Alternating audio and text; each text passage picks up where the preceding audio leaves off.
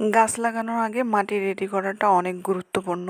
একটা গাছ লাগালেই শুধু হয় না, তার জন্য উত্তম মাটি এবং মাটির মধ্যে প্রয়োজনীয় সার ও কীটনাশক দেওয়া জরুরি। তো আমি গাছ লাগানোর জন্য প্রথমে মাটি ভালো করে নেটিং করে নিলাম, কারণ মাটির মধ্যে অনেক বড় বড় মাটির ঢেলা, ইটের টুকরো ও অন্যান্য আরও জঙ্গল টাইপের জিনিস থাকতে পারে।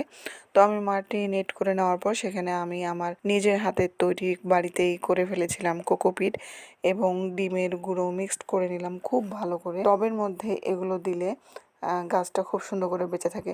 কোকোপিট দেওয়ার একটা উদ্দেশ্য হচ্ছে কোকোপিট পানি অনেক দিন পর্যন্ত ধরে রাখতে পারে, তাহলে গাছে বেশি পানি না দিলেও চলে।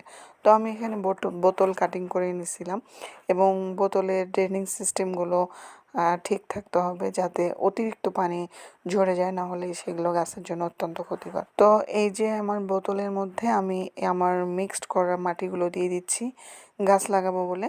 তো কি গাছ লাগাবো আমি পরবর্তী ভিডিওতে দেখাবো। ধন্যবাদ সবাইকে আমার ভিডিওটা এতক্ষণ দেখার জন্য।